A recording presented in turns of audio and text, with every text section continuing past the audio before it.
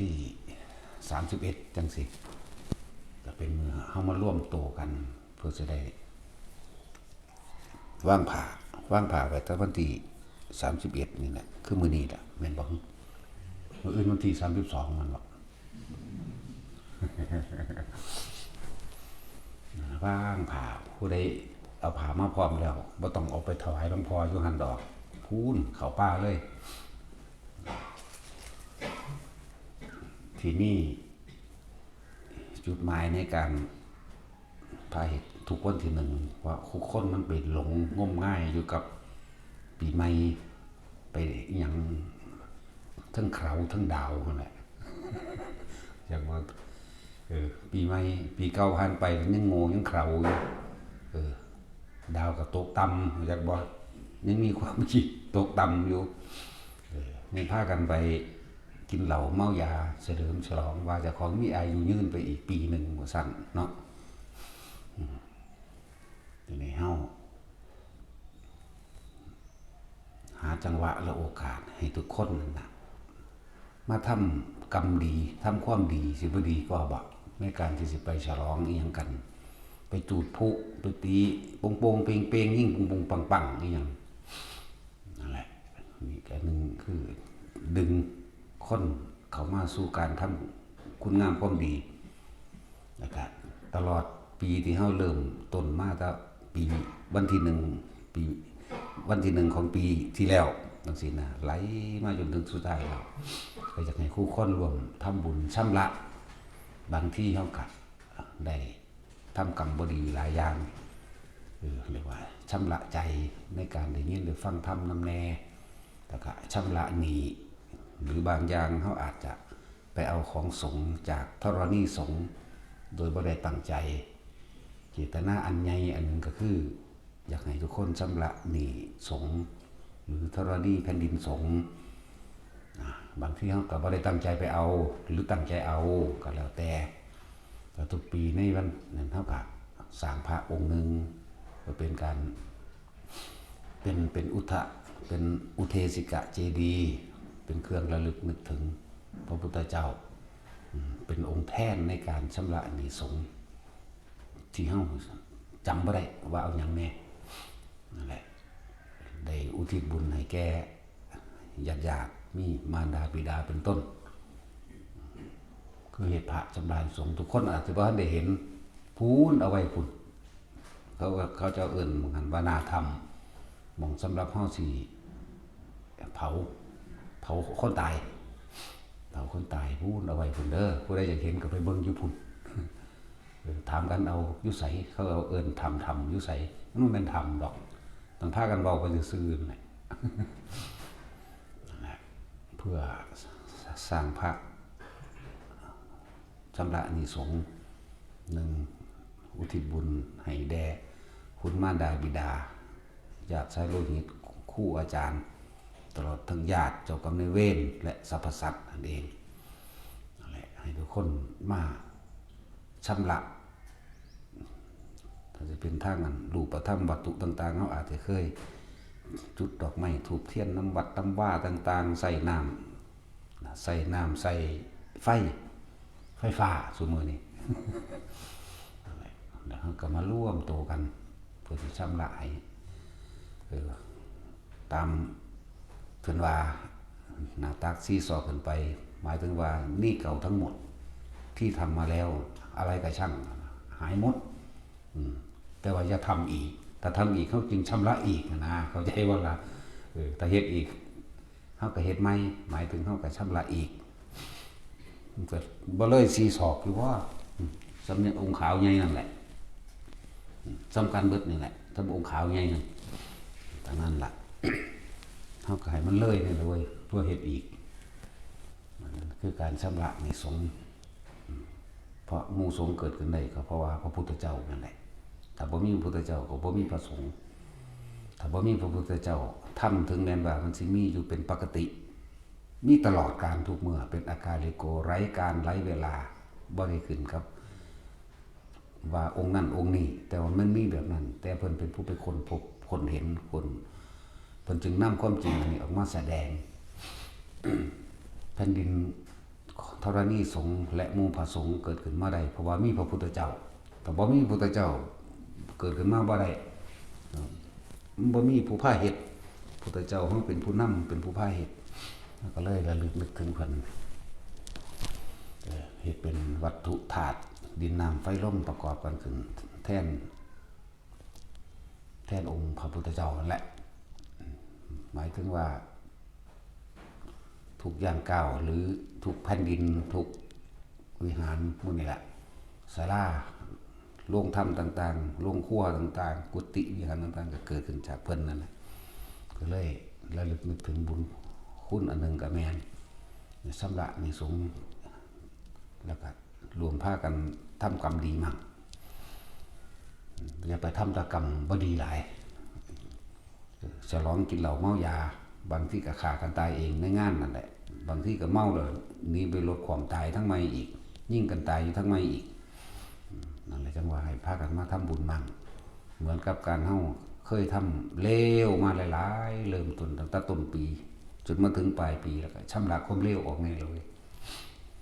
ถึงพาเหตุแบบนี้ แล้วก็การเฮ็ดผ้าป่าโบราณก็เป็นการรักษาประเพณีเก่าสำใดก็เก่าซ้ำสองแต่เจ้ามีชีวิตอยู่พุ่นล่ะแต่สมัยตะกี้บ่ได้เป็นแบบนี้แล้วก็เฮ็ดผ้าป่าสิเฮาส่วนมากมันสิถาประทานมีผู้พาเฮ็ดต้องถาประทานผู้ใดผู้หนึ่งพาเฮ็ดอันนี้เฮาจงเป็นประธานตัวเองนำผ้ามาผืนหนึ่งผ้าขนหนูก็ได้ผ้าเช็ดหน้าก็ได้ผ้าขาวธรรมดานี่ก็ได้บ่ได้เกี่ยวกับว่าสิเต็มไตรหรือบ่เต็มไตรหมายถึงผ้าพวกสงสัยก็ดีจึงให้เป็นให้แล้วก็เป็นแนวทางให้ทุกคนได้เป็นผู้นำตัวเอง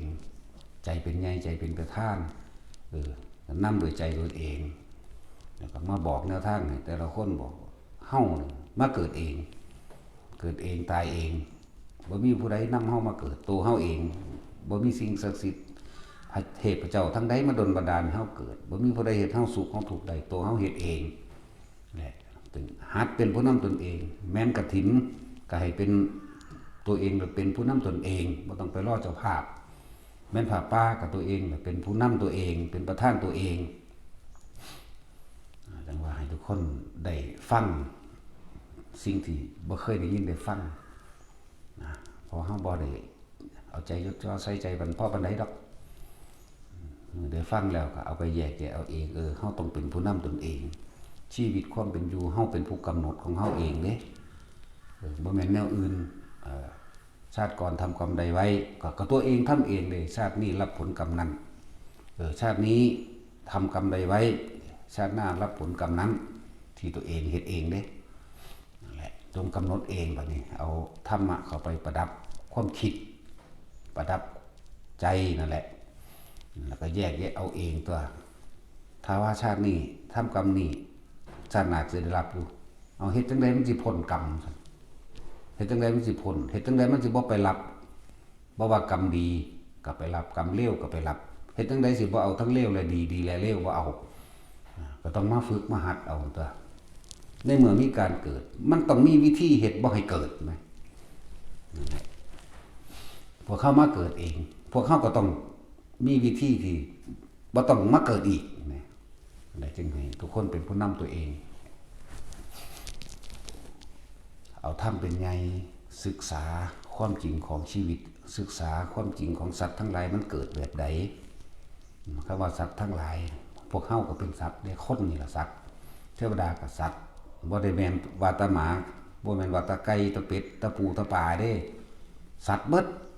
ตราบใดที่ยังมีตัณหาและอุปทานความอยากได้อยากดีอยากมีอยากเป็นนั่นนี่ตราบใดที่ยังมีความโลภตราบใดที่ยังมีราคะความพอใจปรารถนาแห่งความสุขนั้นในรูปในรสในกลิ่นในเสียงนี่เอง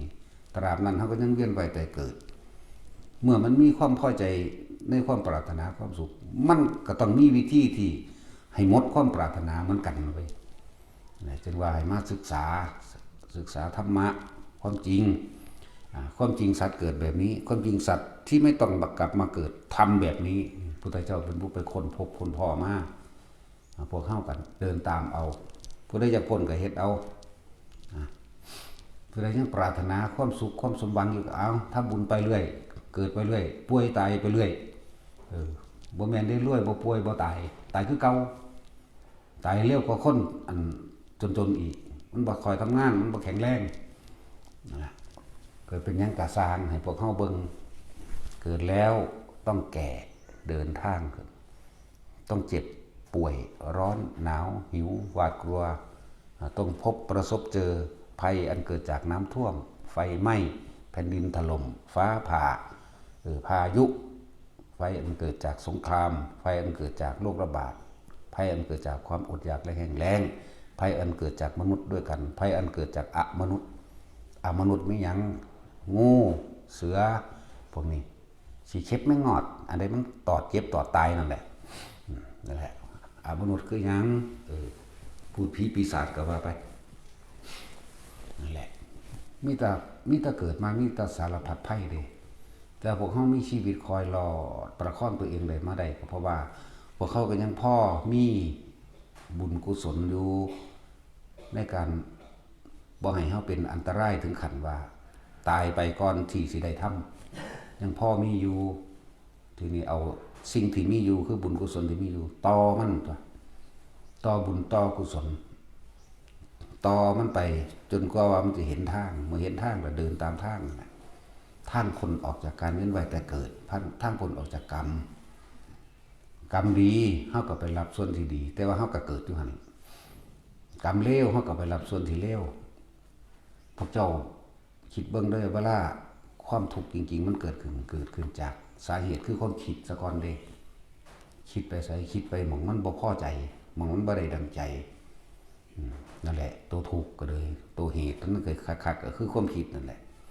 ใจเป็นไงใจเป็นประธานแต่ว่าภาษาให้พวกเจ้าเข้าใจง่ายๆ10 ปีแล้วเคยทะเลาะเบาะแว้งกันอาฆาตบาดหมางกันคิดไปถึงเมื่อไหร่โมโหขึ้นทันทีสูงขึ้น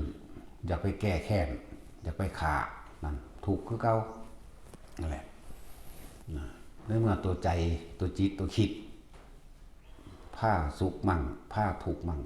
ต้องมีอันบ่สุขบ่ทุกข์เสียเลยต้องมีก็คิดค้นหาวิธีหาทางมันเหมือนกันจนเมื่อเห็นทางแล้วนั่นแหละปฏิบัติเอาจังสิว่างพ้นออกจากการเกิดเฮาบ่ต้องเกิดมาป่วยมาไข้มาร้อนมาหนาวมาหิวมาปวดหัวปวดแขวพวกผู้หญิงทั้งหลายปวดพวกผู้ชายจังไข้เนี่ยบ่หลายปวดเพราะผู้หญิงมีโรคหลายกว่าผู้ชายเด้อมันมีมดลูกมันมีนมมะเร็งในมดลูกมะเร็งในเต้านมเป็นซีดเป็นเซิร์ชยังก็ว่าไปเนาะนั่นแหละหังเป็นตาสลดสังเวชแล้วผู้หญิงมีภาระมากจุกจิกยิ่งกว่าผู้ชายอีกผู้หญิงหังเป็นแต่เห็นทุกข์เลยเร็วนั่นแหละ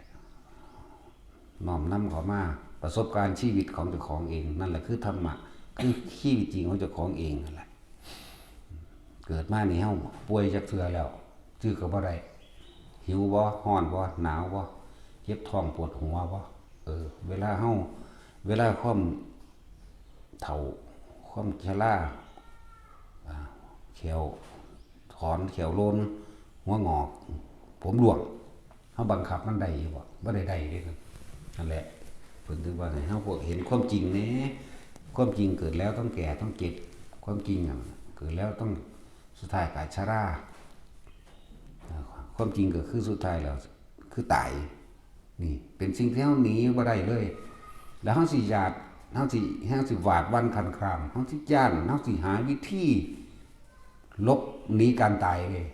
สิลบหนีอยู่ไสมันจังสิพ้นแหละฟังธรรมเพิ่นแนะนำแล้วน้อมเข้ามาแล้วก็ยอมรับมันยอมรับว่าเกิดแล้วก็ต้องแก้ต้องเจ็บต้องปวดต้องป่วยต้องหิวต้องร้อนต้องหนาวบางคน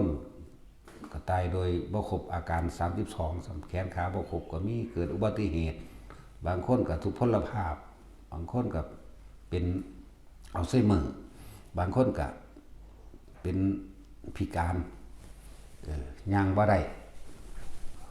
แล้วจังซั่นแล้วหลายอย่างมันสิเป็นหยังมากขนาด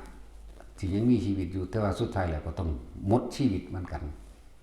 เรียกว่าน้อมเข้ามาเฮ็ดจังใดเฮาสิหนีได้เฮ็ดจังใดเฮาสิหยุดการบ่กลับมาเกิดมาตายอีกไหมหนีบ่ได้เด้ก่อนตายหนีบ่ได้เด้ต้องยอมรับนั่นแหละเพิ่นจึงให้เฮาฝึกทุกข์คือสภาวะทั้งหลายที่พวกเราต้องจำต้องทนบ่มีไผอยากทนแต่ว่าจำต้องทนนี่คือทุกข์เพราะหยังทุกข์เพราะมีร่างกายทุกข์เพราะหิวทุกข์เพราะร้อนนั่นแหละคือต้องจำต้องทนทุกข์เป็นสภาวะที่ทนได้ยาก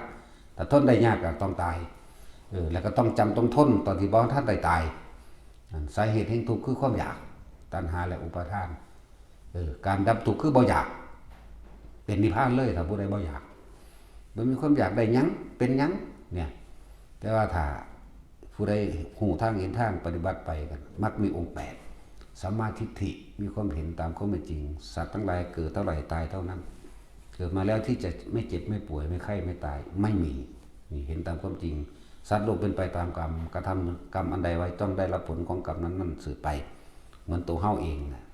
ถ้าเฮาเห็นตามความเป็นจริงทุกสิ่งทุกอย่างบ่กี่ลังอย่างยืนหาความจริงแท้แน่นอนบ่ได้มีเกิดกับดับเท่านั้นน้อมรับตามความเป็นจริงนั่นแหละถ้าเฮาได้ความจริงตัวนี้เป็นหัวข้อเป็นต้นแรกหมดแล้วสัมมาทิฏฐิสัมมากัปโปวาจากัมโตอาชีววาจมงสติจนถึงสมาธิมันก็เป็นอันเดียวกันเองนั่นแหละจังว่าฝึกหัดหาวิธีเอาเพิ่นจึงมีวิธีมันเริ่มค่อยๆไปเลยก็ทานศีลเนกขมะปัญญาวิริยะขันติสัจจะอธิษฐานเมตตาถึงสุดท้ายแล้วอุเบกขาเนี่ยถ้าผู้ใดคอยเฮ็ดไปไหว้ทุกคนทุกๆปีของปีใหม่เขาก็เฮ็ดผ้าป่าโบราณเพื่อคนหนึ่งให้เป็นผู้นำตัวเองแล้วคำว่าผ้าป่าก็ต้องให้ผู้ใดมาเป็นประธานให้ตัวเองเป็นประธานเองตัวเองเป็นผู้นำตนเองแต่เป็นการชำระหนี้เก่าหรือกรรมเก่าหมายถึงเฮาเฮ็ดไว้ในชาตินี้ได้มีโอกาสได้มาทำบุญตามการตามเวลามันนำแน่ชำระหนี้สงฆ์ชำระหนี้ธรณีสงฆ์ก็ว่าไปได้ทุกๆคนที่รวมมาทั้งเบิดนั่นแหละมีส่วนรวมทั้งเบิดเด้อในองค์พระอันนั้นบ่ว่าสิเป็นผู้ละบาทผู้ละสลึงก็ตามผู้ละล้านก็ตามรวมแล้วในองค์พระนั่นคือการชำระเพื่อหยังถ้าเฮาบ่พ้นไปในศาสตร์นี้รูปร่างกายของเฮาก็สิสมบูรณ์บริบูรณ์แน่บ่ได้เกิดเป็นคนพิการหรือของบางอย่างที่เฮาเคยติดหนี้บาดนี้ติดหนี้สงฆ์นี่มันหนักกว่าหนี้อย่างอื่นเฮาก็เลยชำระหนี้สงฆ์ด้วยการถวายผ้ามั่งเพื่อหมู่ภิกษุสงฆ์ได้ใช้ยารักษาโรคอาหารเครื่องนุ่งห่มเครื่องอำนวยความสะดวกสบายต่างๆแล้วแต่ก็เงินที่นั่นมาที่บริจาคมามันก็แปรเปลี่ยนไปเป็นปัจจัยหลายอย่างบ่ว่าแต่ปัจจัย4เป็นปัจจัยหลายอย่างช่วยเหลือคนทุกข์คนยากมั่งมีผิดเหตุภัยสงครามมั่งสนับสนุนเป็นกำลังทางอาหารมั่งกองทัพต้องเดินด้วยท้องส่งเสบียงอาหารของใส่อื่นๆยารักษาโรคหมดนี่แหละตลอดทั้งผู้ประสบภัยอพยพสงครามมื้อนี้หรือบางที่โรงเรียนมาขอวัดบางที่ก็มาขอนั่นนี่ก็เป็นของทุกๆคนนั่นแหละนี่เฮากระจายออกไปเพื่อเฮาบ่พ้นเมื่อบ่พ้นก็ได้ใส่ของเก่าเจ้าของเฮ็ดไว้นี่แหละชาตินี้ทำกันใดไว้ชาติหน้ารับผลกรรมนั้นถ้ามันบ่พ้นก็ไปใส่ของเก่าเจ้าของนั่นแหละที่เฮ็ดไว้นั่นแหละแต่เฮาบ่เคยเฮ็ดไว้คือเฮาเห็นคนทุกข์คนยากคนที่บ่มีหยังเลยบ่ต้องเว้าถึงเรื่องอนาคตบ่มีก็แล้วกันแค่หากินแต่ละมื้อนี่ก็มื้อก็ได้กินบางมื้อก็บ่ได้กินเพราะว่าเขาบ่เคยทำไว้เขาบ่เคยทานเฮาเลียวเบิ่งเฮาก็เลียวโตนอยู่ดอกแต่ว่าบ่ซอยมันสิมีเครื่องกั้นนั่นแหละนี่แหละเรื่องของกรรมมันลึกลับอยู่ในนี้มีเครื่องกั้นไว้เลียวโตนแต่ว่าหันบ่ซอยผู้ใดก็เหลียวเห็นผู้ใดก็เหลียวเห็นแต่ซอยบ่ได้หรือบ่จักซอยมันนั่งมีดอกแนวเฮ็ดนี่แหละกรรมเป็นของลึกลับอยู่อย่าโตนอยู่เวลาเขาเอามาเว้ามาคุยสัมภาษณ์นั่นนี่หิวโหยก็บ่มีผู้ใดอยากเข้าไปซอยเด้เพราะตัวเขาเองขี้ตะดีที่เหนียวของเขาเองอะไรมันสั่งสมไว้แบบนั้นแหละสั่งสมความขี้ตะดีที่เหนียวอย่างไรอย่าลืมเด้อมนุษย์นี่นับในทะเบียนที่จดมาแค่7,200 กว่าล้านคน แต่ว่าสัตว์ทั้งหลายนี่พวกเจ้าเคยคิดพอว่าปวกเท่าใดปวกเบิดโลกเท่าใดมดดำมดแดงเบิดโลกเท่าใดปลามีเท่าใดสัตว์อื่นๆมีเท่าใดนั่นแหละมนุษย์จึงเป็นของเกิดขึ้นได้ยากและสิ่งที่ยากจริงก็คือธรรมะคำสอนพระพุทธเจ้าที่ผู้นำเอาธรรมะมาแสดงยากที่สุดคือพระพุทธเจ้าเกิดขึ้นยากที่หนึ่งบุคคลเมื่อพระพุทธเจ้าเกิดขึ้นได้แล้วคนที่สิปฏิบัติธรรมตามพระองค์เกิดขึ้นยากอีกคนที่นำธรรมของพระพุทธเจ้าแสดงตามความจริงยากอีกมันไม่ธรรมดาเลยพวกเขาแล้วคนที่สิปฏิบัติตามยากอีกก็ถ้าสิว่าสิเป็นคนก็ยากมาแห้งนะในเมื่อเขามารู้มาพบมาเห็นมาพอแล้วก็พากันภาวนาเอาไปมั่งเป็นเครื่องสะสมตัวเองมันบ่ใส่ดอกมันเป็นของเจ้าของหมดนั่นแหละภาวนามั่งมาฝึกเอามั่งนี่ก็มีผู้ฝึกให้อยู่ไฟผู้ยิ่งกับปูนคู่ผู้ยิ่งกับมีไฟพระสงฆ์องค์เจ้าเพิ่นกันสิจัดการกันเองท่านมาแล้วพอละ